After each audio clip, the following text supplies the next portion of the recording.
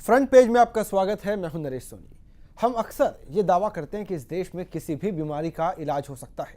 हम ये दावा करते हैं कि हमारी चिकित्सा सुविधा अमेरिका और यूरोप को टक्कर दे सकती है, और इसी का नतीजा है कि विदेश से हर साल लाखों मरीज भारत में इलाज कराने के लिए आते हैं।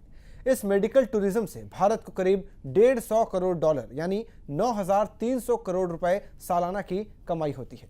इन सबके बीच खबर आई कि अब भारतीय प्रशासनिक सेवा के अधिकारियों को सरकारी खर्च पर विदेश में इलाज कराने की सुविधा दी गई है। यह फैसला पर्याप्त चिकित्सा के अभाव में दम तोड़ देने वाले देश के लाखों लोगों के साथ भद्दा मजाक है। ऐसे में सवाल यह है कि क्या वाकई में इसकी जरूरत है।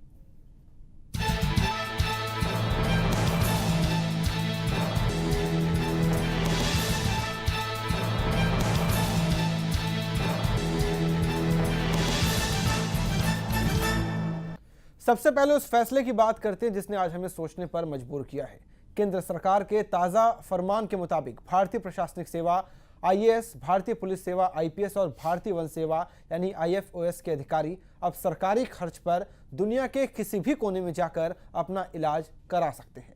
इतना ही नहीं, अपनी देखभाल के लिए उन्हें अपने साथ एक व्यक्ति को ले जाने की छूट भी दी गई है। इलाज के अलावा आने जाने का खर्च भी सरकारी खजाने से दिया जाएगा। सांसदों और भारतीय विदेश सेवा के अधिकारियों को देश से बाहर इलाज की सुविधा तो पहले से मिली है। हालांकि एक स्क्रीनिंग कमेटी यह तय करेगी कि किस बीमारी के इलाज के लिए विदेश जाना जरूरी है। इस वक्त देश में 4,737 आईएएस अधिकारी, 3,637 आईपीएस और 2,700 आईएफओएस के अधिकारी है। ऐसे में सरकारी खजाने पर कितना बोझ बढ़ेगा, इसका अंदाजा आप भी लगा सकते हैं। इसी पर चर्चा करने के लिए कई मेहमान हमारे साथ हैं। हमारे साथ पूर्व आईपीएस हैं डॉक्टर राजन प्रियदर्शी, आपका बहुत बहुत स्वागत है। साथ ही डॉक्टर संतोष कुमार है, पंडित दीनदयाल यूनिवर्सिटी में संतोष जी पब्लिक पॉलिसी और एडमिनिस्ट्रेशन डिपार्टमेंट के प्रमुख हैं। और स्मिता जोशी हैं, समाजशास्त्री हैं, सोशोलॉजिस्ट हैं। इन सबसे हम बात करेंगे। सबसे पहले डॉक्टर राजन, हम आपसे जानना चाहते हैं, आप पूर्व आईपीएस हैं, ये सुविधा जो मौजूदा आईएएस हैं, आईपीएस हैं, आईएफओएस हैं, उनके लिए दी गई है, कितनी सही और कितनी गलत? सही हुआ कि गलत हुआ? मुझे लगता है कि बहुत सही हुआ है। मुझे ये लगता है कि मुझे भारत सरकार को अभिनंदन देना चाहिए। ये योजना वो लाए हैं आईएएस और IPS and Indian forest service के लिए। आपने अभी बताया कि हिंदुस्तान में, देश में सभी प्रकार की, सभी किस्म की ट्रीटमेंट मिल सकती है, उपलब्ध है, तो परदे जाने की क्या आवश्यकता है। आपको ये ख्याल होगा कि रिसेंटली 4-5 मंथ्स अगो वो निर्भया जो विक्टिम है रेप की, गैंग रेप की, उसको भारत सरकार ने, प्राइम मिनिस्टर खुद ने इंटरेस्ट लेके सिंगापुर भेजा। लेकिन वो इंटरेस्ट तब जगा था जब मीडिया ने इतना हल्ला मचाया था। इस देश में आज भी और भी रेप केसेस होते हैं, उन पर सरकार ऐसा नहीं करती, और उनको सिंगापुर क्यों भेजा गया उस पर भी एक दूसरा विवाद है। आज हम उसमें नहीं जाएंगे। खैर संतोष जी, आपसे मेरा सवाल यह है, एक ऐसे आर्थिक दौर से हम गुजर रहे हैं जहां पर लगातार हम बचत की बात करते हैं। हाल ही में वित्त मंत्रालय की ओर से सभी मंत्रालय को कहा गया 10% खर्च में कटौती कीजिए। ये खर्च कितना जरूरी है? क्या जरूरत है विदेश में भारतीय प्रशासनिक सेवा के अधिकारियों को जो इजाजत दी गई है? कितना सही कितना गलत, आपको क्या लगता है? देखिए, मुझे ऐसा लगता है कि सवाल भारतीय प्रशासनिक सेवा का या फिर किसी एक विशेष वर्ग के अधिकारियों का नहीं है। ये सवाल होना चाहिए हर उस भारतीय के लिए जिसके लिए इस देश में स्वास्थ्य को की सुविधाएं लेने के लिए सारे रास्ते बंद हो चुके हैं। मतलब ये कहने का मतलब ये है कि अगर किसी व्यक्ति के लिए इस देश में जो स्वास्थ्य व्यवस्था है उसमें सारे रास्ते बंद हो गए हैं, तो ही हम बाहर का रास्ता देखते हैं। अदरवाइज हमारे देश में जिस किस्म की स्वास्थ्य सुविधाएं मुहैया कराई गई हैं, इनफैक्ट हमने कहीं पे पढ़ा है कि निजी स्वास्थ्य व्यवस्था क्षेत्र को हरी झंडी दी गई इसी वजह से, क्योंकि सार्वजनिक स्वास्थ्य व्यवस्था बहुत अच्छी नहीं थी जी। और अगर निजी स्वास्थ्य व्यवस्था को हरी झंडी दी गई है, इसका मतलब यह है कि उसके प्रगति में काफी, उस दिशा में काफी सुधार हुआ है। तो निजी स्वास्थ्य व्यवस्था हमारे देश में बहुत अच्छी है। और इस वक्त देश में आर्थिक मंदी गुजर रही है, लेकिन अदरवाइज भी अगर हम देखें तो निजी स्वास्थ्य व्यवस्था हमारे देश में इतनी उन्नत है कि किसी को भी अच्छे किस्म की सुविधाएं मुहैया कराई जा सकती हैं। तो उसमें एक विशेष वर्ग का विशेष तरीके से ख्याल रखा जाना मेरे ख्याल से तर्कसंगत नहीं है। और खास करके मौजूदा हालात में, जबकि हम हर किस्म की कटौती करने की मांग कर रहे हैं। बिल्कुल। फाइनेंस मिनिस्टर, प्राइम मिनिस्टर, सभी लोग हमसे ये उम्मीद करके बैठे हैं कि हम अपने खर्चे में 10% की कटौती जी। करें और हर उस जगह से पैसे को कम करने की कोशिश करें जो हमें लगता है कि फिजूल खर्ची है। तो उसमें इस किस्म का एक अध्यादेश लाना, एक किस्म का नियम बनाना जिसमें कि हम ये कह रहे हैं कि कुछ एक विशेष वर्ग के अधिकारी या फिर लोग बाहर जाकर के अपना इलाज करवाएं। अच्छा, जिस वक्त मैं इन सब की बात कर रहा हूँ, इस वक्त मैं सिर्फ IAS, IPS and IFAS officers की बात नहीं कर रहा हूँ, मैं हर उस व्यक्ति की बात कर रहा हूँ जो पब्लिक सर्विसेज से ताल्लुक रखता है। यानी आप सांसदों की बात भी कर रहे हैं। सांसदों की बात भी कर रहा हूँ और पब्लिक सर्विसेज के से जुड़े हुए लोगों की बात कर रहा हूँ मैं, क्योंकि पब्लिक सर्विसेज जो क्षेत्र है, पब्लिक सर्विसेज से जुड़े हुए जो लोग हैं वो पब्लिक एक्सपेंडिचर पे जिंदा है, प्राइवेट एक्सपेंडिचर से कुछ लेना देना नहीं है इनका। जी बिल्कुल। स्मिता जी भी हमारे साथ है। स्मिता जी, मुझे लगता है किसी भी देश की ये पहली जिम्मेदारी है कि अपने देश के नागरिकों को बेहतर चिकित्सा सुविधाएं दे, और उम्मीद जाहिर सी बात है इस देश की जनता सरकार से करती है, लेकिन जब बेहतर सुविधा की बात आए तो सिर्फ IAS, IPS, IFOS इनको स्पेशल ट्रीट करना, सांसदों को पहले से ये सुविधा है। ये सुविधा जो दी जाने की गवर्नमेंट सोच रही है, मेरा तो सबसे पहला सवाल ये है दे दी गई है ये कि दे दी गई है। मेरा सवाल ये है कि आज हमारे देश के करोड़ों लोगों को प्राथमिक सुविधा, पीने का शुद्ध पानी तक नहीं मिलता, तो एक लोकतंत्र के लिए ये कहाँ तक वाजिब है कि एक तरफ लोग पीने के पानी के लिए भी प्यासे रहते हो, कई किलोमीटर तक चल के वो पानी लाते हैं, खाने की भी उनको दाना दाना तक नहीं मिलता, भूख से मर जाते हैं। चिकित्सा और उसकी तो कई प्रदेशों में, कई जिलों में तो कई किलोमीटर तक नहीं है, प्राथमिक सुविधा भी नहीं है। लेकिन ये एक सवाल इसलिए है कि हमारे देश में निरक्षरता है, लोग जागृत नहीं है, इसलिए ऐसे बार बार ऐसे कुछ नियम बनाए जाते हैं, कुछ विशेष सुविधाएं विशेष लोगों को दी जाती है। सांसदों को भी देने की क्या जरूरत है? मैं तो ऐसा मानती हूँ कि सेवा करते हैं, और दूसरा ये कि उन लोगों को भी दिया जाता है मुआवजा, अलाउंस दिया जाता है। बिल्कुल बिल्कुल। डॉक्टर राजन भी हमारे साथ है। डॉक्टर राजन, आपने कहा कि IAS, IPS को मिल रहा है, बहुत अच्छी बात है, सांसदों को मिलता है, उस पर क्या कहेंगे? सांसदों को मिलता है वो भी सही बात है। हाँ। वो लोगों की सेवा करने के लिए संसद में जाते हैं, वहाँ जाके कानून बनाते हैं, तो वो बीमार हो जाए, और ये कानून भी उन्होंने ही बनाया कि उन्होंने बनाया है, तो मुझे तो उचित लगता है। क्योंकि आपको क्यों लगता है कि IAS, IPS को ये सुविधा क्यों मिलनी चाहिए? इसलिए मिलनी चाहिए, एक ऐसे वक्त में जब ऑलरेडी हमारे यहाँ पर एक तरफ चिकित्सा सुविधा का अभाव है, माना जा सकता है, क्योंकि अगर एक आंकड़ा ये कहता है कि हर 10,000 की आबादी पर सिर्फ 9 बेड उपलब्ध हैं, तो ऐसे में बजाय इसके कि सुविधा को ठीक किया जाए, और लेकिन अगर निजी अस्पतालों की हम बात करें वहाँ पर सुविधाएं बहुत अच्छी है, सुपर स्पेशलिटी हॉस्पिटल्स हमारे पास है, हमारे पास खाड़ी देशों से बहुत बड़ी तादाद में लोग यहाँ पर इलाज कराने आते हैं, हम मेडिकल टूरिज्म की बात करते हैं, लेकिन जब क्रीम ऑफ पब्लिक सर्विसेज की बात हो, सर्वेंट्स की बात हो, तो उनको आप कहते हैं बाहर जाके इलाज कराओ। ये कौन सा तर्कसंगत बात? ये तर्कसंगत इसलिए है कि अभी जो प्राइवेट सेक्टर है, तो प्राइवेट सेक्टर में जो ऑफिसर जाते हैं, जो ऑफिसर बनते हैं, उनको इतनी तनख्वाह ज्यादा मिलती है। मान लीजिए, मुझे ये बताइए ना, IAS, IPS को तो बहुत तनख्वाह मिलती है, क्या जरूरत है बाहर? आप मेरी बात तो सुनिए। आप एक पॉइंट ऐसा रेज किया कि एक दफे एक on one side economic slow down है, इसलिए सुविधा नहीं देनी चाहिए, ऐसा एक तर्क इसमें से खड़ा हुआ। नहीं, मैं ये कह रहा हूँ इकोनॉमिक स्लो डाउन हो या ना हो, ये सुविधा नहीं मिलनी चाहिए। अगर मिले तो इस देश की सारी जनता को मिले, वरना आप सिर्फ मुट्ठी भर लोगों को मत चुनिए। कम से कम संविधान आपको, मुझे लगता है कि सबको इक्वल ट्रीटमेंट की बात कहता है, कोई बड़ा और छोटा नहीं है, लेकिन जब ये सुविधाएं देनी है तो आप सिर्फ IAS, IPS को चुनेंगे, IFOS को चुनेंगे, क्यों? नहीं, वो इसके अलावा भी कई सुविधाएं हैं ना जो उनको मिलती है, तो इसमें कोई डिफरेंशिएशन तो है नहीं। सपोज आप IAS नहीं है और कल आप IAS के एग्जाम देके पास हो जाओ तो आपको सब कुछ मिलेगा, आपका बेटे को मिलेगा, कोई भी ये ऐसा तो प्रतिबंध है नहीं कि एक सेक्शन ऑफ द सोसाइटी। सुविधाओं पर, बाकी सुविधाओं पर अलग से विचार करना होगा डॉक्टर राजन, लेकिन बात यहाँ पर चिकित्सा की है, यहाँ पर बात स्वास्थ्य की है। स्वास्थ्य, अच्छी सेहत हर किसी का अधिकार है, हम उसकी बात कर रहे हैं, तो वहां पर आप ये क्यों सोचते हैं कि अच्छा स्वास्थ्य सिर्फ IAS, IPS को मिलना चाहिए?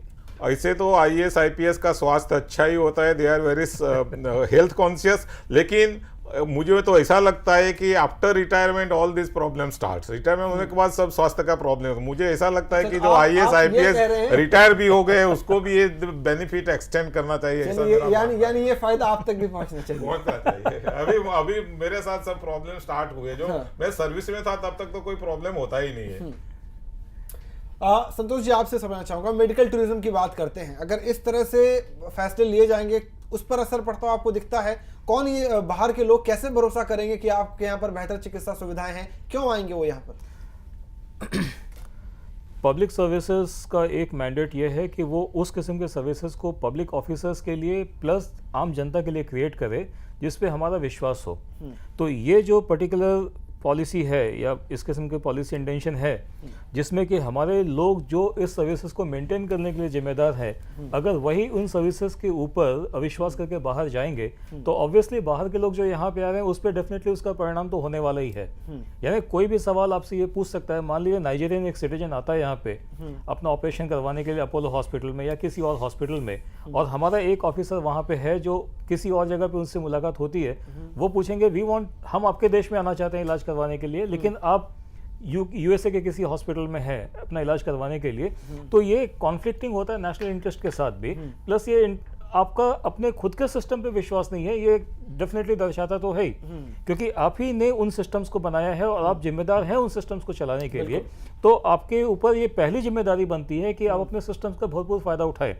देखिए, किसी भी तरीके से हम में से कोई भी व्यक्ति, कोई भी नागरिक किसी भी सेवाओं को बाहर जाकर के या अंदर लेने के लिए मुक्त है, लेकिन तय ये करना पड़ेगा अपने खर्च पे, तय ये करना पड़ेगा कि क्या देश के अंदर जो भी सुविधाएं हैं क्या वो पूरी तरह से एग्जॉस्ट हो चुकी हैं और आपके लिए अब कोई उपाय नहीं बचा है और वहीं जाना आपके लिए अंतिम उपाय है।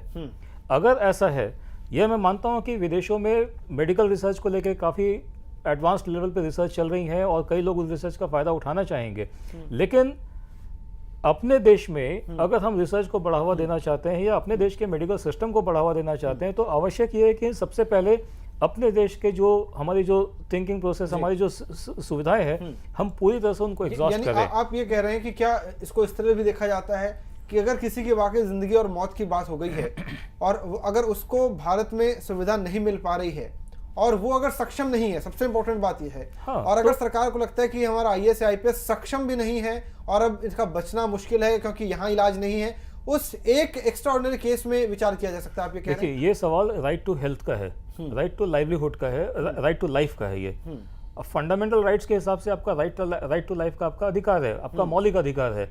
उस अधिकार की रक्षा करने के लिए संविधान आपकी रक्षा करेगा, लेकिन एक प्रबुद्ध वर्ग के हिसाब से, एक आपके यानी आप एक एलिट है सोसाइटी के, उसके हिसाब से अगर मतलब आप ये समझिए कि एक राइट ऑन प्रेरोगेटिव के बीच का डिफरेंस है ये, हमारा अधिकार और हमारी चाह क्या है इसके बीच का डिफरेंस है ये। बिल्कुल, इसकी बात भी करेंगे और साथ ही ये भी समझेंगे कि देश का संविधान आखिर कहता क्या है इस मामले में। एक छोटा सा ब्रेक लेके फिर वापस लौटते हैं। आपसे पूछिए संविधान क्या।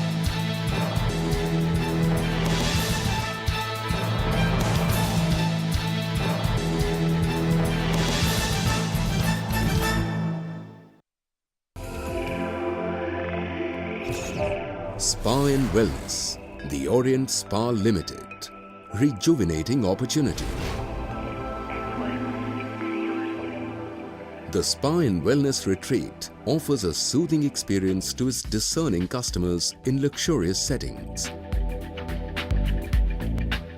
Truly reflecting the expression wellness, fitness and makeover, its core elements.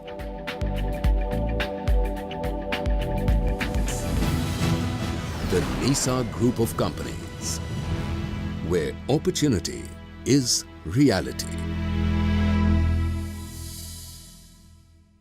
खबर हो राजनीति की या बात हो राजनेता की, खबर हो देश की या बात हो आम इंसान की, खबर हो अपराध की या बात हो अपराधियों की, खबर हो कारोबार की या बात हो शेयर बाजार की, खबर हो खेल की या बात हो खिलाड़ियों की, खबर हो बॉलीवुड की या बात हो कलाकार की, हर खबर हर बात पहुंचेगी आपके पास।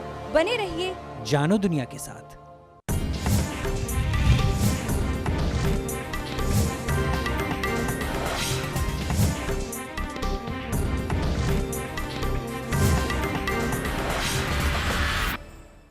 Amway, I'm treated like a celebrity.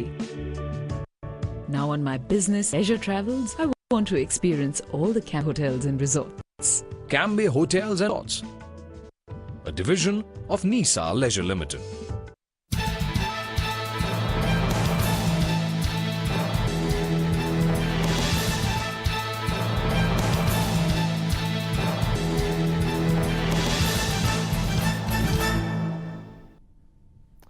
Break के बाद फिर से आपका स्वागत। आज हम बात कर रहे हैं सरकार के उस ताज़ा फरमान की जिसमें आईएएस, आईपीएस और आईएफओएस यानी इंडियन फॉरेस्ट सर्विसेज उनके अधिकारियों को विदेश जाकर इलाज करने की इजाज़त मिली है सरकारी खर्च पर। कितना सही कितना गलत, इसी पर हम बात करें। स्मिता जी, आपसे मेरा सवाल ये है, देश का संविधान क्या कहता है जब इक्वल ट्रीटमेंट की बात आती है, क्या राइट्स हैं, ये ज़रा बताइए। देश के संविधान के मतानुसार देखें तो हर एक नागरिक समान है। उसमें सबसे पहला बेसिक रूप से तो यही बेसिकली यही कहा गया है कि धर्म, भाषा, जाति, प्रदेश के किसी भी प्रकार के भेदभाव के बिना हर एक नागरिक समान है। अगर यहाँ ट्रीटमेंट की भी बात आती है तो सबको ये ट्रीटमेंट मिलनी चाहिए। और ये आईएएस, आईपीएस, ये तो आईएफओ उसके बारे में जो बात है तो उसमें मेरा मानना है कि आजकल के जो प्रवाह है तो मंदी का माहौल है, विदेशी कर्जा बढ़ रहा है, हमारे देश में जो निवेश होता था औद्योगिक निवेश उसमें भी काफी घाटा हुआ है। तो इन सब परिबलों को देखकर हाँ, अमेरिका या तो पश्चिमी देशों जैसा हमारे देश की आर्थिक कंडीशन है, आर्थिक परिस्थिति है, तो हम जरूर सोचते कि हर एक नागरिक के लिए, सिर्फ आईएएस, आईपीएस या उन प्रबुद्ध वर्ग के लिए या प्रशासकीय उच्च अधिकारियों के लिए ही नहीं, हर नागरिक के लिए मेडिकल हर एक नागरिक के लिए सुविधा दीजिए। हाँ, ताकि वो मेडिकल इंश्योरेंस ये इंश्योर करे कि आपकी सेहत में सुधार हो, खर्च उठाया जाए, उसके लिए बाहर भी जाना पड़े तो और सरकार भी इसकी जिम्मेदारी उठाएगी कि हाँ सबके लिए। लेकिन ये मुझे ऐसा लगता है कि हमारे देश में ये कुछ निर्णय या तो जो कुछ कानून या अधिनियम बन रहे हैं तो जिन लोगों के हाथ में ये पूरी सत्ता है अपने भले के लिए, दूसरे लोगों को भले पीने का पानी मिले या ना मिले, दूसरे लोगों का जो होना है हो, देश की 80% जनसंख्या जो दाने दाने के लिए, पानी की बूंद के लिए तरसती है। और ऐसा नहीं है कि लोग नहीं जानते, तो सिर्फ अपनी सुविधाओं को ध्यान में रखते हुए और इतनी बड़ी तनख्वाह मिलती है, इतना अच्छा मेडिकल फैसिलिटीज उन्हें कहाँ नहीं मिलती। मेडिकल इंश्योरेंस करवाया जाए, खुद करो ना, कुछ पहले से ही कुछ ऐसा सोचो। कुछ बहुत पैसा मिलता है, ये बहुत प्लानिंग।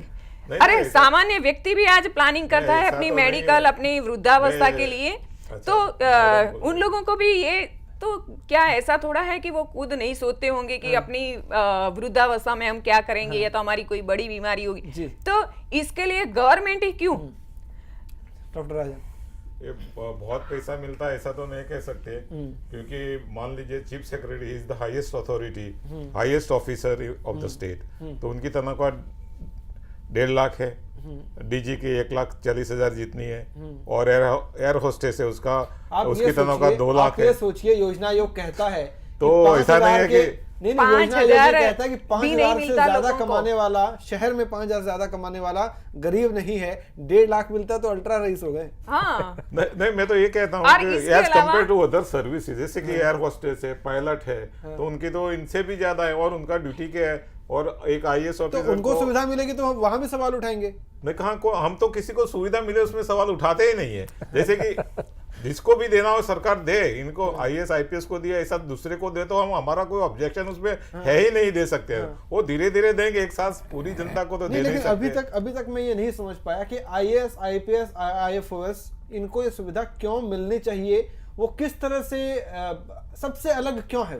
वो अलग ही है क्योंकि they have been created constitutionally, बंधारण में ये सर्विस बंधारण ही है। तो वही संविधान तो ये भी कहता है कि सबको इक्वल ट्रीटमेंट मिलना चाहिए। इक्वल ट्रीटमेंट उसको इक्वली प्लेस पर्सन को देना चाहिए। सपोज मैं पुलिस कमिश्नर हूँ, आप भी पुलिस कमिश्नर, उस लाइन में सबको, और आप कांस्टेबल हो तो मेरे साथ आपकी तो बराबर की गिनती नहीं होगी। स्वास्थ्य सेवा नेचुरली किसी देश की सरकार की मूलभूत प्लेस आदमी को इक्वल ट्रीटमेंट मिलनी चाहिए, that is the constitutional provision. उसका मतलब ये हुआ सर कि जो झोंपड़े में रहते हैं तो उन लोगों को उसी प्रकार की जैसे सिविल हॉस्पिटल ही है तो नहीं, वो झोंपड़े में रहता है उसको तो बहुत बढ़िया सुविधा, आपको पता होगा जो बीपीएल कार्ड लेके जाए उसको सभी सुविधा फ्री ऑफ कॉस्ट मिलती है, फ्री ऑफ कॉस्ट मिलती है, लेकिन उसका लेवल, उसकी क्वालिटी किस प्रकार की है हम क्या नहीं देखते कि बीच में अभी अखबारों में देखा था सर, 1 मिनट के बीच में अभी हम अहमदाबाद के हॉस्पिटलों का बताया था कि वार्ड में कुत्ते घूम रहे हैं या तो ऐसी फैसिलिटी क्या कोई क्लास 1 ऑफिसर या कोई सांसद या कोई एमएलए लेना पसंद करेगा कि जहां पर कुत्ते घूम रहे हो और वो खुद सोचेगा कि हाँ चलो मैं भी यहाँ सोते सोते मजे से, तो नहीं वो तो नहीं करेंगे क्योंकि जो सर्विसेज है उसमें भी क्लासेस है, class 4, class 3, class 2, class 1, super class 1, ये सब उसमें कैटेगरी उसके मुताबिक उसको मिलेगा। ऐसा नहीं कि कोई लोएस्ट आदमी को हाईएस्ट फैसिलिटी मिले, ऐसा तो होगा नहीं सर। फैसिलिटी मतलब आप ये कहना चाह रहे हैं अगर 2 लोग मर रहे हैं तो मैं ये देख मैं ये नहीं कहता, नहीं मैं ये नहीं कहता। नहीं आपने क्लास की बात की मैं समझना क्लास चाहूंगा की बात कि सर अगर आप 2 कर रहे हो, लोग बंधारण फंडामेंटल राइट्स का जो मामला है उसमें अगर हम राइट टू इक्वालिटी की बात करते हैं, हम लोग कॉन्स्टिट्यूशन के बारे में बात कर रहे हैं और उसके संदर्भ में सेवा को हम देख रहे हैं इस वक्त। अगर फंडामेंटल राइट्स हमारा राइट टू लाइफ है आर्टिकल 21, तो इसका मतलब ये है कि everybody is equal in front of the law and in front of the accession of the services. तो सर्विसेज के बीच में हायरार्की की बात क्यों कर रहे हैं फिर? और फिर जैसा सर का मानना है कि अगर क्लास 4 एम्प्लॉय है, it should not be equated with the जो क्लास 1 की जो उनको बेनिफिट्स मिलने चाहिए, मेरे ख्याल ये अपने आप में तर्क के उल्टा जाता है। ये कोई तर्क ही नहीं बन सकता है इसके अंदर।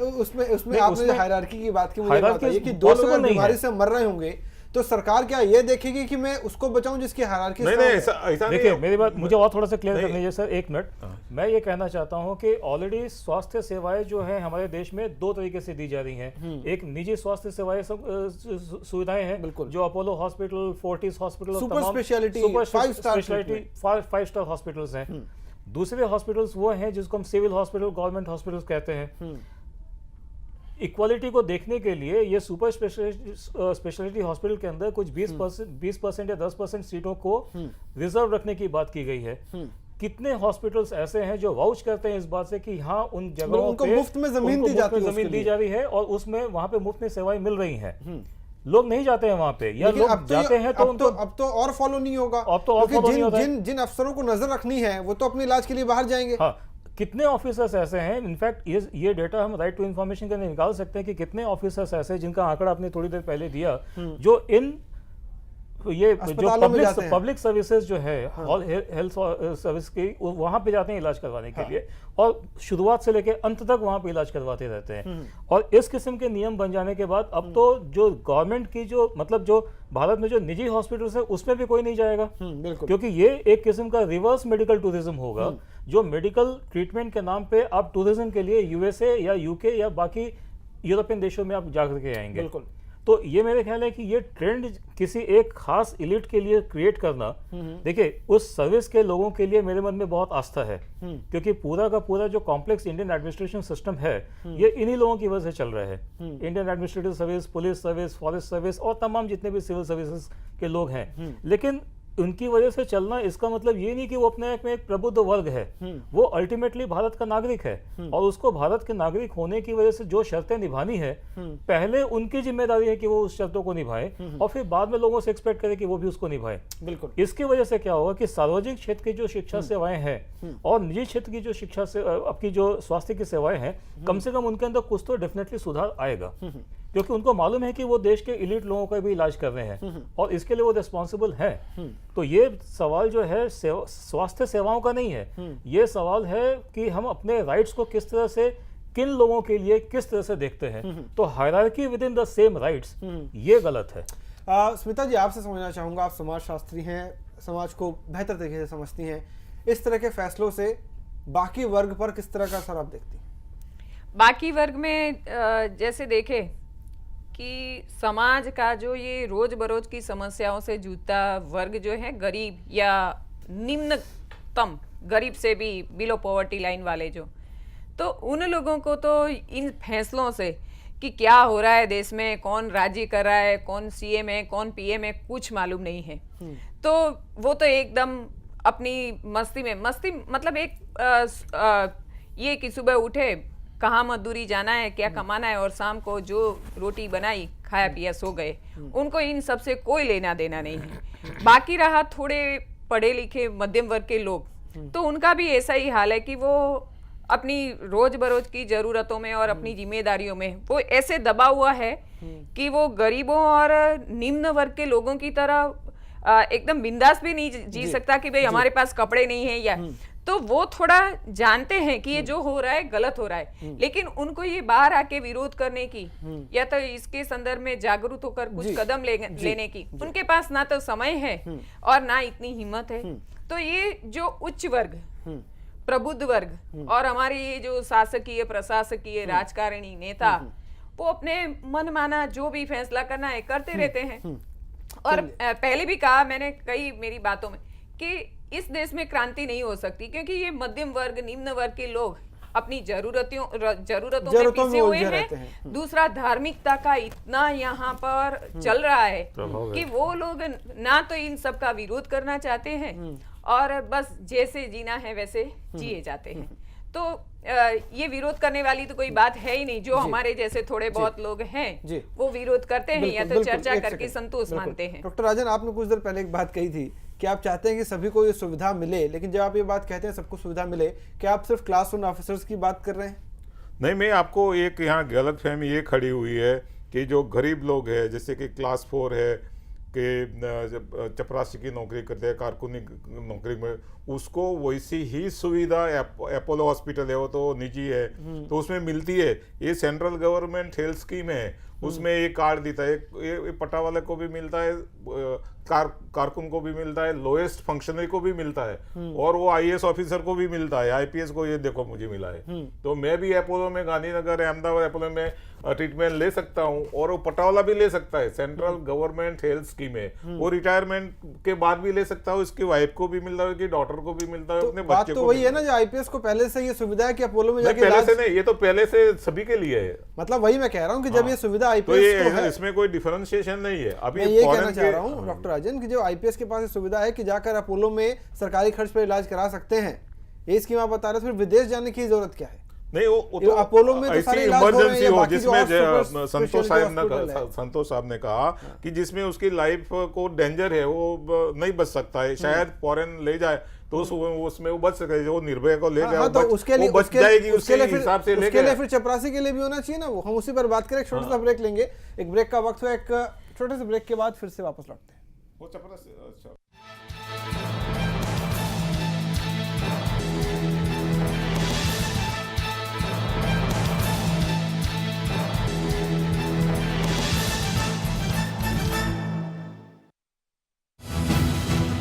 The NISA Group of Companies. Every challenge has presented a new opportunity and every achievement a memorable milestone. New benchmarks are set, the bar is raised even higher and the competition has to try harder to keep pace. The NISA Group is now poised to grow even bigger, stronger and sharper, with a sole focus on turning every opportunity that comes its way into a wonderful reality.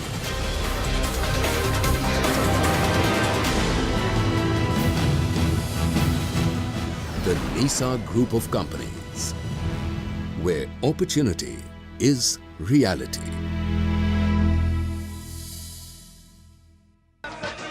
हंसी के बादल छाएंगे, मेरी प्यारी हम साथ मिलकर ठहाके लगाएंगे। अरे हिंदुस्तान में और कुछ चले ना चले, बाबा जरूर चले। नमस्कारम, मैं सजनीकांत, वाइफ ऑफ रजनीकांत। छोटा बच्चा जवान की ना कोई आग जगाना रे। खूब गुदगुदाएंगे और टेंशन भगाएंगे क्योंकि हंसना जरूरी है।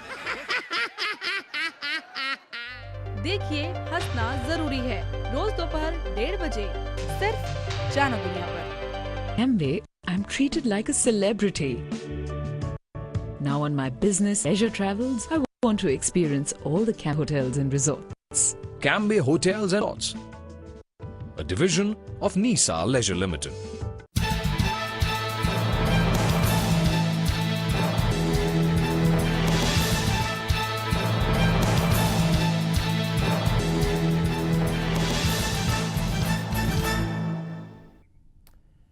ब्रेक के बाद फ्रंट पेज में फिर से आपका स्वागत है। आज हम बात करें सरकार के उस फरमान का जहां पर आईएएस, आईपीएस और आईएफओएस को विदेश जाकर सरकारी खर्च पर इलाज कराने की इजाज़त दी गई है।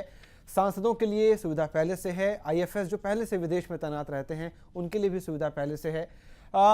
एक अगर बात करें, एक आंकड़ों की अगर बात करें, जीडीपी का औसत 5% रकम स्वास्थ्य सेवाओं पर दुनिया भर में खर्च होता है, लेकिन जब भारत की बात करते हैं तो आंकड़ा महज 2% पे है और 2022 तक से 3% पर ले जाने की योजना है।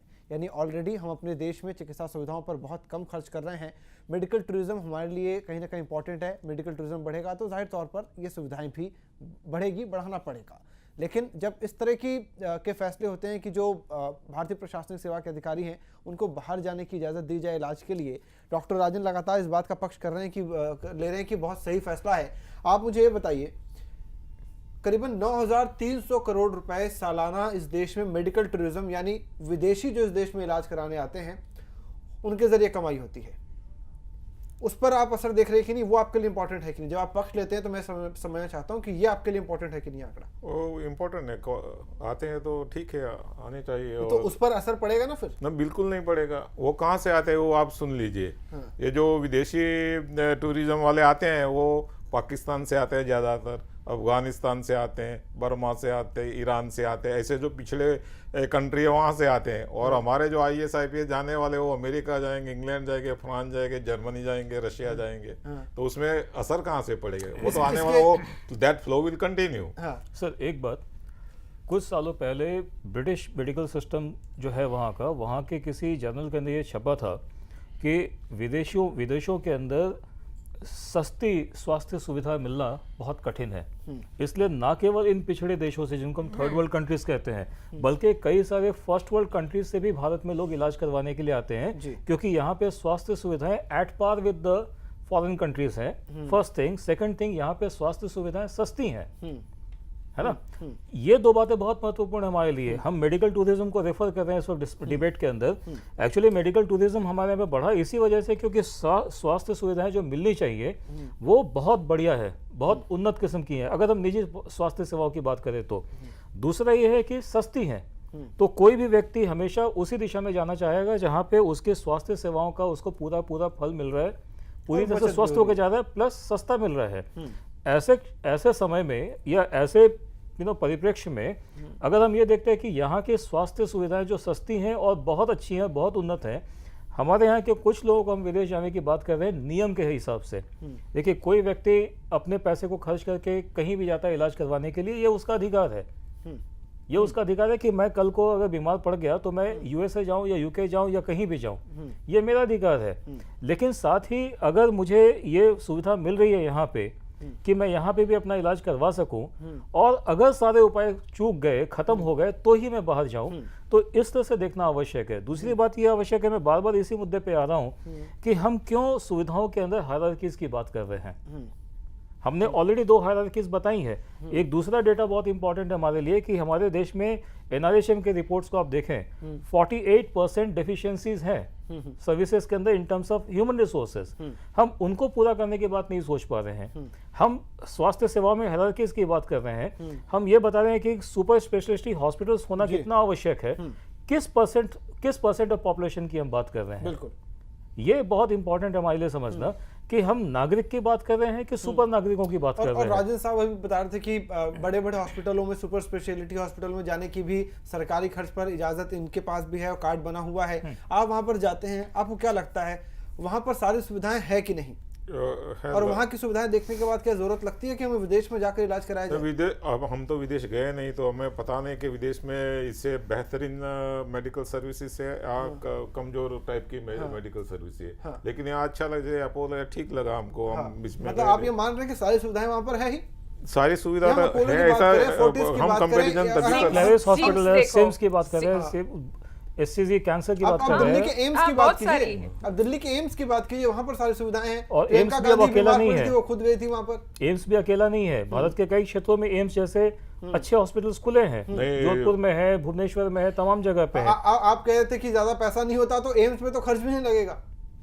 सही बात है, क्या जरूरत है फॉरेन जाने की? जरूर है। अभी श्रीमती सोनिया गांधी बीमार हुई थी तो फॉरेन गई थी, और दोबारा भी चेकअप करवाने गई तो उसका मतलब है कि the medical facility available there might be better than the available here. जहाँ पर वीवीआईपीज़ की बात आती है वहाँ पर बहुत सारी चीजें हैं, वो किस वजह से वहाँ पर गई ये उनका निजी मामला हो सकता है। नहीं, ये तो मैं कहता हूँ, मेरा कहना इतना ही है कि अच्छी मेडिकल सुविधा वहाँ होगी तभी हो गई होगी। लेकिन आप अटल बिहारी वाजपेयी को भी याद कीजिए। अटल बिहारी वाजपेयी, प्रधानमंत्री मनमोहन सिंह, सबने इस देश में इलाज कराया। नहीं, अटल बिहारी वाजपेयी का तो एक जबरदस्त बीमारी थी, तो राजीव गांधी ने उनको एक डेप्यूटेशन जा रहा था उसमें भेजकर अमेरिका में सारवार करवाई थी, नहीं तो वो जिंदा नहीं रह सकते थे, ऐसा अटल बिहारी वाजपेयी ने खुद बताया था। वो ही survived and subsequently became prime minister of India because he took medical attendance and treatment abroad. वो नहीं जाते तो मर जाते, तो किसी की जान बचानी है तो फॉरेन भेजा जाए तो क्या बुरा है। स्पेशलिटी हॉस्पिटल्स नहीं थे, आज है। नहीं सर नरेश जी, उसके अंदर एक बहुत इंपॉर्टेंट मुद्दा ये है, जैसा हम फिर से उसी पॉइंट पे आते हैं कि अगर आपके पास सारे उपाय चूक जाते हैं, हाँ वो ये तो ठीक है, तो आपके पास जाने का अधिकार तो है ही। और वैसे भी सांसद, मतलब वैसे भी सांसद हैं। नहीं, अभी जो मेडिकल फैसिलिटीज फॉरेन जाके लेने की जो हुक्म हुए हैं उसमें एक बिल्कुल सीधा साधा ऐसा नहीं कि जिसको कुछ भी बीमारी हो तो दूसरे दिन प्लेन में बैठकर अमेरिका पहुंचे, ऐसा नहीं है। उसमें भी वो सिविल अथॉरिटी है, सिविल सर्जन है, कोई वो सर्टिफाई करेंगे कि भाई मेडिकल फैसिलिटीज अवेलेबल नहीं है तो फॉरेन में जाएंगे तो उसका ठीक होगा, ऐसा कुछ सर्टिफिकेट देंगे तभी वो जा सकेंगे। ऐसा ब्लैंकेट ऑर्डर नहीं है, बिल्कुल एक स्क्रीनिंग कमेटी है। स्क्रीनिंग कमेटी की बात हुई है, तो ऐसा नहीं कि जो भी बीमार पड़ा उसको सर्दी खांसी हो गई और अमेरिका पहुंच गए, ऐसा नहीं होगा जी। तो इसी हालत में किसी को भेजा जाए, और वो भी IAS IPS IFS जो क्रीम सर्विसेज से, और वो ऐसा भेदभाव तो है नहीं, आपका बेटा भी उसमें जा सकता है, एक चपरासी का बेटा भी IAS IPS बन सकता है, तो भेदभाव आता कहाँ है? लेकिन वो और IAS उसमें बनने क्या है के बाद भेदभाव आता है? नहीं, एक अट्रैक्शन होना चाहिए जो अभी जो IAS IPS में नहीं आते हैं, दूसरी जगह प्राइवेट सेक्टर में जाते हैं, वहाँ ज्यादा तनख्वाह मिलती है, तो इसको अट्रैक्टिव बनाए तो सभी लोग आएंगे जो अच्छी सेवाएं प्रोवाइड करेंगे देश के नागरिक को। तो उसमें मुझे तो कुछ बुरा लगता नहीं, ऐसा लगता है। मैं स्क्रीनिंग कमेटी की बात कर रहा था कि एक स्क्रीनिंग कमेटी के गठन की बात तो की गई है इसके अंदर, जो ये देखेगी कि रिकमेंड करना है कि नहीं केस को, ये बहुत इंपॉर्टेंट है। तो मेरे ख्याल है वो एक रेगुलेटिंग बॉडी भी होगी स्क्रीनिंग कमेटी। दूसरा वो उसका एक बहुत अच्छा काम हो सकता है वो देखने का कि एक्चुअली क्या इस किस्म की सुविधाएं हमारे देश में नहीं है।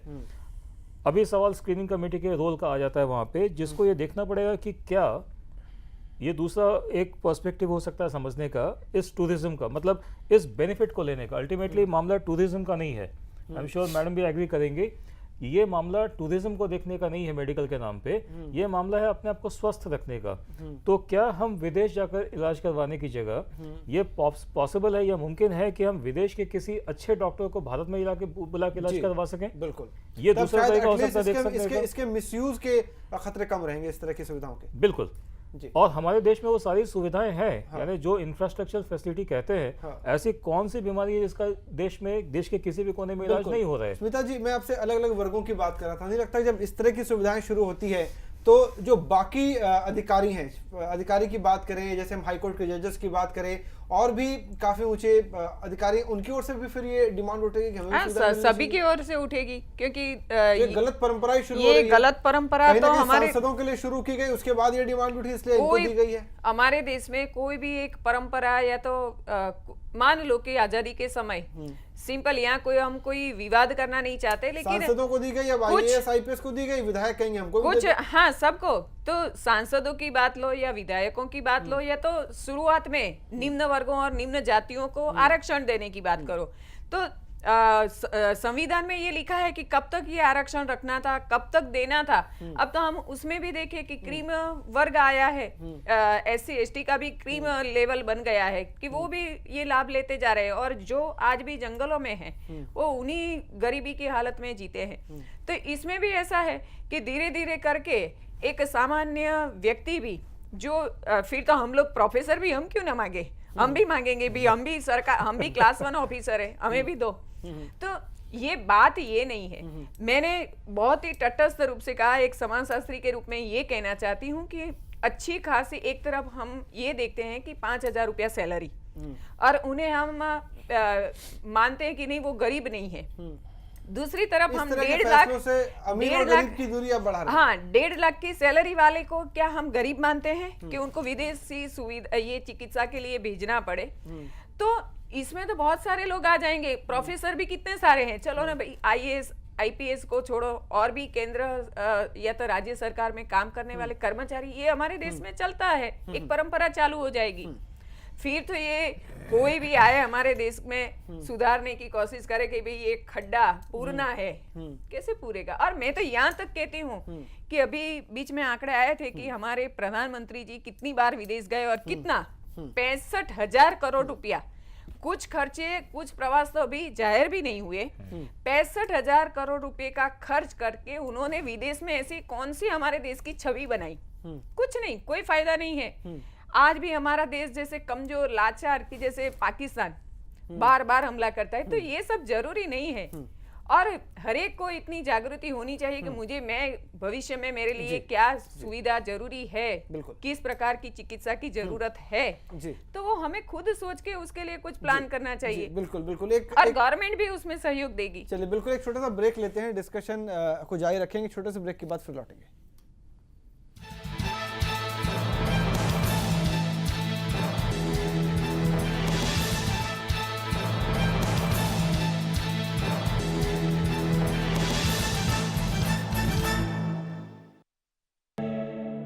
At Cambay, you are the celebrity.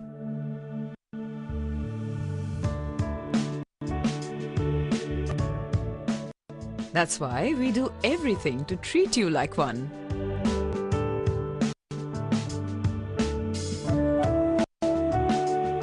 We work hard at every little detail to make your stay a success and present you with many moments to be happier.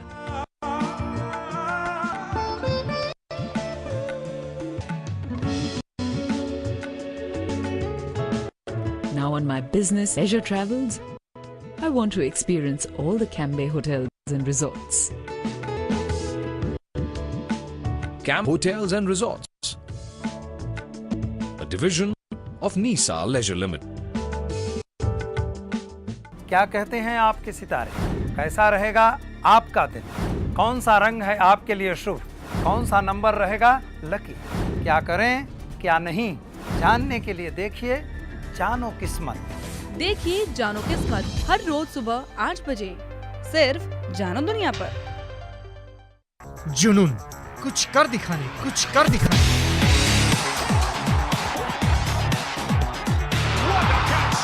हौसला, कुछ पाने का, कुछ पाने का। जश्न हो जीत का, जश्न या मायूसी हो हार की।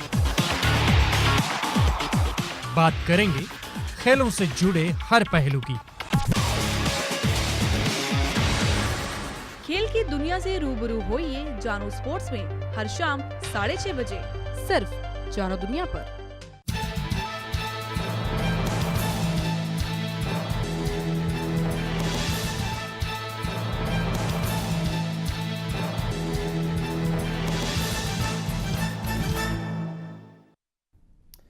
ब्रेक के बाद फिर से आपका स्वागत है। आज हम बात कर रहे हैं सरकार के उस फरमान की जिसमें आईएएस, आईपीएस और आईएफओएस को इजाज़त दी गई है सरकारी खर्च पर विदेश में इलाज कराने की।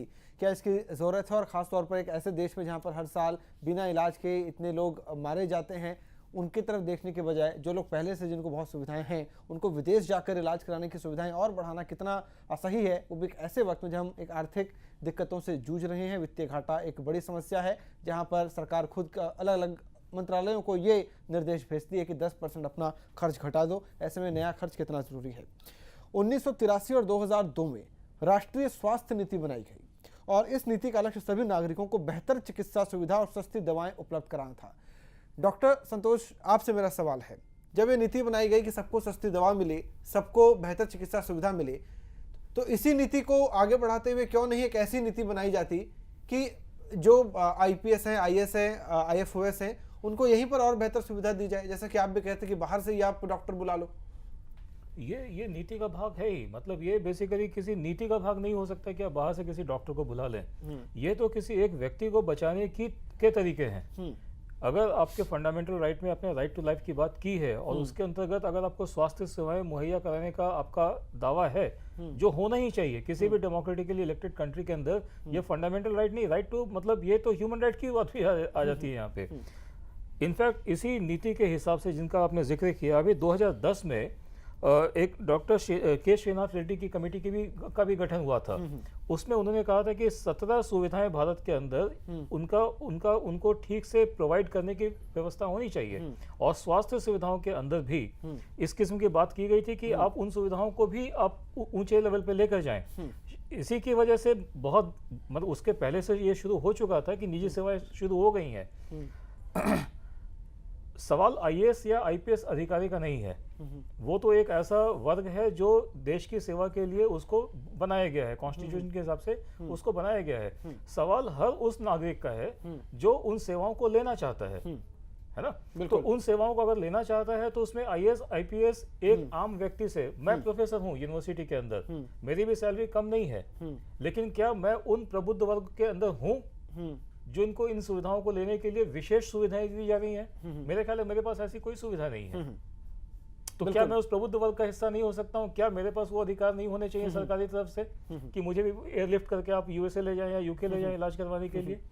यानी आप कह रहे हैं कि ये प्रोफेसर्स को भी मिलनी चाहिए? नहीं, मैं ऐसा नहीं कह रहा कि प्रोफेसर्स को मिलनी चाहिए। मैं कह रहा हूँ कि इस किस्म की सुविधाएं जो बहुत अच्छी किस्म की हैं, वो सभी लोगों के लिए आवश्यक है मिलनी, और एक तरीके से आवश्यक है मिलनी। आपने जिस कमेटी की बात की, के श्रीनाथ रेड्डी के नेतृत्व में एक उच्च स्तरीय विशेषज्ञ कमेटी बनाई गई थी, 17 सिफारिशें दी गई। उसमें यह भी कहा गया कि लोगों को बेहतर स्वास्थ्य सुविधाएं मिले।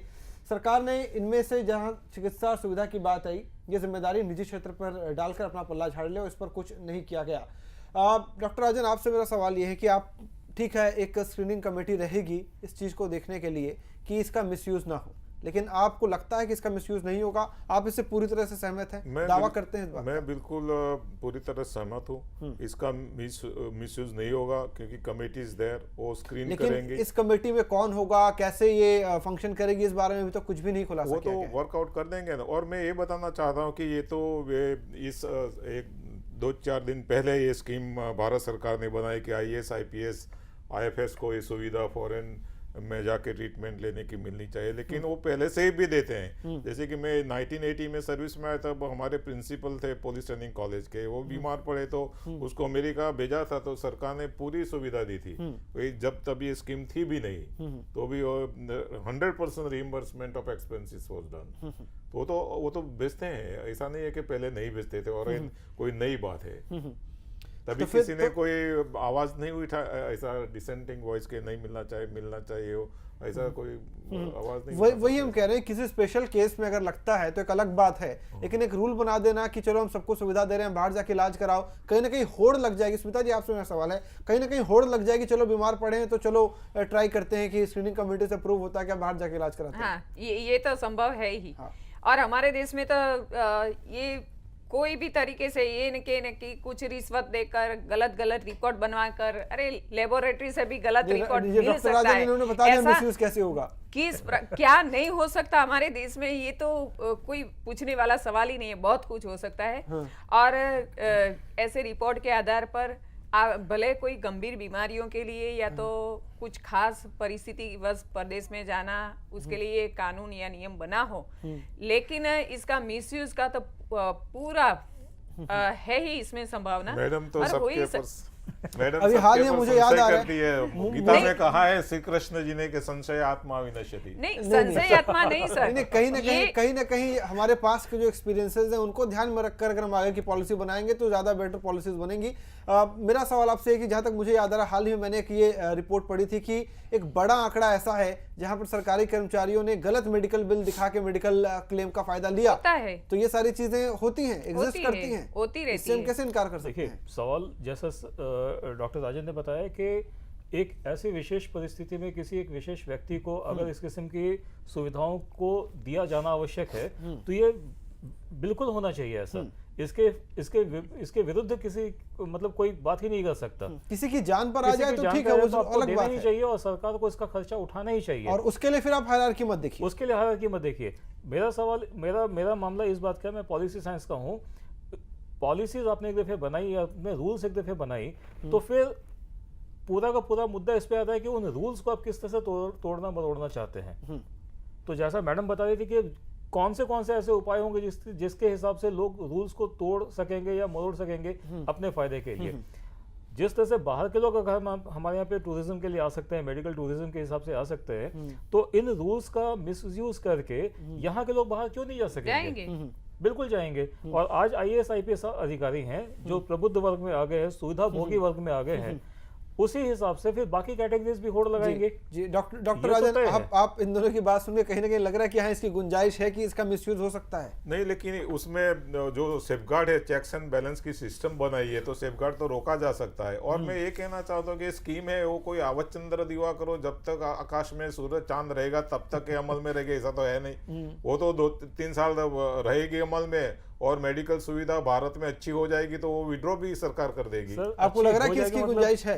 हाँ, इसकी गुंजाइश है। भारत में ऐसा डेवलपमेंट होगा, अच्छा मेडिकल सुविधा। तो हम तो मान रहे हैं कि अभी भी ये बहुत अच्छी सुविधाएं हैं इस देश में। कोई डेफिशिएंसी नहीं है सर। आप चेन्नई के हॉस्पिटल्स की बात कीजिए, आप कई सारे हॉस्पिटल्स ऐसे आप मुझे एक बीमारी बताइए जिसका इलाज इस देश में नहीं हो रहा है। एक बीमारी ऐसी बताइए जिसका इलाज इस देश में नहीं हो रहा है। सारे इलाज हो रहे हैं, सब बाहर से पढ़ लिख के डॉक्टर, जिस इंस्टीट्यूट में आपके अमेरिका के डॉक्टर पढ़ रहे हैं, यूरोप के डॉक्टर पढ़ रहे हैं, वहां हमारे यहाँ के लोग भी जाके पढ़ के आ रहे हैं और यहाँ पे सेवा दे रहे हैं। यहाँ सेवा देते हैं, यहाँ सेवा दे रहे हैं। अब किसी भी शहर में, छोटे शहर में भी जाइए आप, टियर 2 शहर में भी जाइए, तो आपको बाहर से पढ़ के आया डॉक्टर मिलेगा। नहीं, वो दवा तो करेगा, तो कहीं ना कहीं ये घूमने का रास्ता ज्यादा बन जाएगा। उसकी क्वालिटी देखिए ना, क्वालिटी क्या है उसकी। वो ऐसी दवा देगा तो आपको मार डालेगा। नहीं, मुझे लगता है कि फिर ये सोच का अंतर है कि एक ही इंस्टीट्यूट ने अगर 2 डॉक्टर को डिग्री दी है, एक भारतीय और एक अमेरिकी है, और आपको लगता है कि भारतीय मुझे अच्छी क्वालिटी नहीं देगा और अमेरिकी मुझे अच्छी क्वालिटी देगा। बहुत बड़े एग्जांपल मैं देता हूँ, आप सहमत हो जाएंगे। मैं 1974 में सेक्शन ऑफिसर था एग्रीकल्चर डिपार्टमेंट में। तो एक योगेश पंड्या करके डेप्यूटी डायरेक्टर एग्रीकल्चर के थे, वो पालड़ी रहते थे।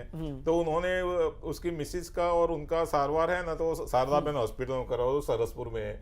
तो उसको कुछ मिलता नहीं था उस जमाने में, आज से 40 साल पहले 25,000 का उसका बिल था।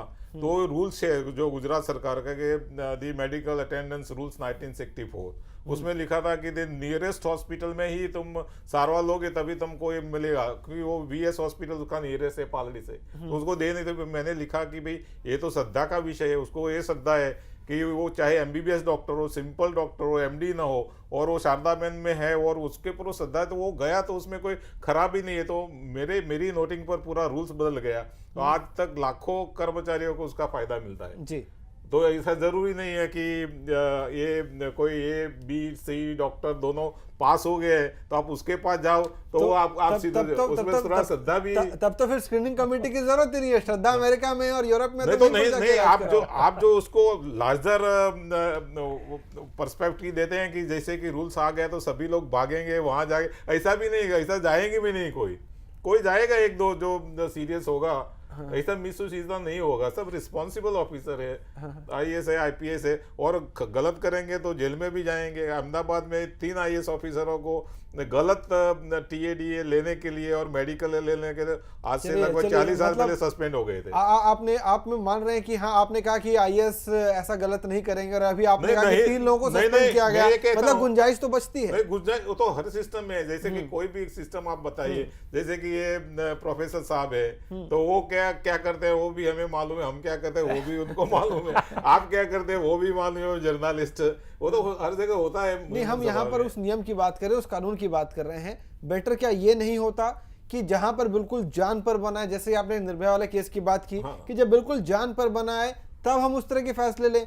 हाँ, वो सही बात है, आई टोटली एग्री। लेकिन आप जो कहते हैं बीमारी है, आप ठीक है बाहर जाके इलाज करा लो। नहीं, ऐसा तो मैंने बोला ही नहीं। नहीं, इस नियम ने कहा, इस कानून ने कहा है। नहीं, इसमें तो क्या है कि ऐसा नहीं है कि ये बनाए तो compulsorily go abroad and take medicine. लेकिन इसकी होड़ लगेगी? नहीं लगेगी। चलिए डॉक्टर संतोष, मैं आपसे समझना चाह रहा हूँ कि ये क्या नहीं लगता कि ये फिजूल खर्ची हो रही है और जनता के पैसे का गलत इस्तेमाल होगा इससे? अगर ये किसी व्यक्ति के जिंदगी को बचाने का सवाल है तो ये कतई फिजूल खर्ची नहीं है। लेकिन अगर आप इसके नाम पर घूमने जाना चाहते हैं या फिर आप रूल्स को तोड़ के मरोड़ करके या किसी तरीके से आप ये सिद्ध कर लेना चाहते हैं कि आपका वहाँ जाना बहुत आवश्यक है। देखिए, सिर्फ पेशेंट नहीं जा रहा है वहाँ पे, पेशेंट के साथ उसका एक अटेंडेंट भी होगा, यानी दोनों के खर्चे का हिसाब किताब। और इसमें ये भी नहीं कहा गया, जैसे कि हम सांसदों की बात कर रहे थे, हाँ, प्रियरंजन दास मुंशी की जहाँ तक मुझे याद है वो अभी भी विदेश में है, कोमा में है और कई महीने इसको हो चुके हैं। तो कहीं ना कहीं खर्चा जाहिर तौर पर बहुत लंबा आया होगा विदेश में, अगर कई महीने से आप कोमा में हैं। बिल्कुल। और इस कानून में भी ये नहीं कहा गया है कि ड्यूरेशन ऑफ स्टे क्या होगा, ड्यूरेशन ऑफ स्टे क्या होगा। बिल्कुल सही बात है। तो ये आपने एक ओपन एंडेड स्कीम रख दी है। देखिए, कुछ जो सर्विसेज जिन पर्टिकुलर बीमारियों की कैटेगरीज की बात की जा रही है इसके अंदर, अगर उनको आप देखें तो इसके अंदर बहुत सारी बीमारियां हैं, जैसे कि उसमें कार्डियोवास्कुलर सर्जरी है, बोन मैरो ट्रांसप्लांट है, उसके अलावा complex medical and oncological disorders हैं, ल्यूकेमिया है, न्यू प्लास्टिक कंडीशंस हैं। जहाँ तक मुझे मेडिकल साइंस के बारे में पता है, ज़्यादा नहीं पता है, लेकिन जो भी मुझे पता है ये सब शॉर्ट टर्म है, यानी आप महीने भर में या फिर आप 20 से 25 दिन के बीच में आप अपना इलाज करवा कर आ सकते हैं। लेकिन अगर कुछ कॉम्प्लेक्स प्रॉब्लम्स होती है जहाँ पे लंबा जाना है, तो मेरा ख्याल है कि उन डॉक्टर्स को वहाँ से बुला करके आप पैनल ऑफ डॉक्टर्स क्रिएट कर सकते हैं भारत में। और भारत में ऐसे बहुत सारे डॉक्टर्स हैं जो विदेशों से पढ़ के आए हैं, विदेशी डॉक्टर्स हैं जो भारत में हैं, आई मीन बाय चॉइस वो भारत में प्रैक्टिस कर रहे हैं। तो आप इन डॉक्टर्स का फायदा क्यों नहीं उठाना चाहते हैं? मैं ऐसा बिल्कुल नहीं कह रहा हूं कि किसी एक वर्ग को किसी किस्म की सुविधा मिलनी चाहिए कि नहीं मिलनी चाहिए। मैं सुविधाओं के विपक्ष में नहीं हूं। मैं ये चाहता हूं कि ये सुविधाएं सभी लोगों को समान तरीके से मिले और हमारे यहाँ की जो सुविधाएं हैं पहले उनका फायदा उठाया जाए। अगर पूरी तरह से नहीं मिल पाती हैं तो ही आप उसके बारे में सोचें, लेकिन फिर एक विशेष वर्ग के लिए नहीं, फिर सभी के लिए ये सुविधाएं होनी चाहिए। और बजाय इसके कि हम यहाँ से लोगों को वहाँ भेजें, वहां से आप लोगों को बुला कर इलाज करवाते हैं, तो ये हम बार बार इस मुद्दे को जो जोड़ रहे हैं कि फाइनेंशियल रिसेशन या फाइनेंशियल डाउनप्ले के समय में अगर आपको ये सारी कुछ टाइट करनी है चीज़ों को, ताकि आपके रुपी डॉलर इक्वेशंस को आप पैरिटी पे ला सके, तो ऑब्वियसली इस किस्म की चीज़ों की कोई आवश्यकता इस वक्त तो नहीं है। लेकिन ऐसे हालत में भी अगर आपको किसी चीज़ को सेव करना है तो बिल्कुल ये पॉलिसी के हिसाब से तो बिल्कुल सही पॉलिसी होगी। जी डॉक्टर राजन, जैसे कि कह रहे हैं कि आप कह रहे हैं कि विदेशी मूल के विदेश में पढ़े डॉक्टर पर ज्यादा अगर भरोसा है तो यहाँ पर भी वो आपको मिल रहे हैं, फिर क्या? नहीं, मैंने ऐसा तो नहीं कहा है। मैंने तो को जो सुविधा उपलब्ध है, अच्छी सुविधा हो, और यहाँ वो सुविधा उपलब्ध न हो तो फॉरेन जाए तो उसमें कोई ऑब्जेक्शन नहीं है, ऐसा मैंने तो कह रहा। स्मिता जी, आप लास्ट में कुछ कहना चाहेंगे इस पर?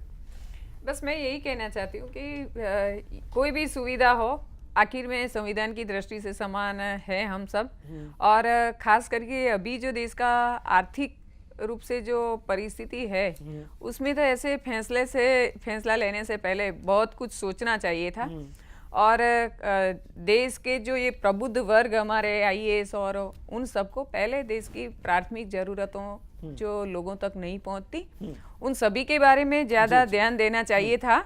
और बाद में कुछ इस बात का हम विरोध नहीं करते कि क्यों ये सुविधा दी जा रही है, लेकिन जिनको प्राइमरी सुविधा भी नहीं दी जा रही उनके बारे में तो सोचो, उनका क्या हो रहा है। यहाँ पे स्मिता जी का ये कहना है, आप उनको सुविधा दे रहे हैं, दीजिए, लेकिन उनकी ओर भी देखिए जो बिना इलाज के दम तोड़ देते हैं। प्राइमरी सुविधा भी नहीं है चिकित्सा की जिनके सामने। फिलहाल आप सभी का बहुत बहुत शुक्रिया इस डिस्कशन में शामिल होने के लिए, और इस शो को यहीं समेटेंगे, लेकिन सवाल बने रहेंगे कि ठीक है, बहुत उम्दा वो काम कर रहे हैं, इस देश की सेवा कर रहे हैं, आईपीएस हैं, आईएएस हैं, आईएफओएस हैं, लेकिन जीने का अधिकार, बेहतर स्वास्थ्य का अधिकार तो सबका है। दूसरी बात ये भी है कि जब इस देश में हर तरह की सुविधा उपलब्ध है तो ये रास्ता क्यों दिया गया है कि आप बाहर जाइए और इलाज कराइए? क्यों नहीं एक इस तरह का एक नियम बनाया जाता कि जब बिल्कुल बीमारी ऐसे इलाज नहीं हो सकता जब इस देश में, तभी हम बाहर भेजें? क्यों नहीं ऐसा हो सकता, और क्या इस नियम की ज़रूरत है इस वक्त? नमस्कार।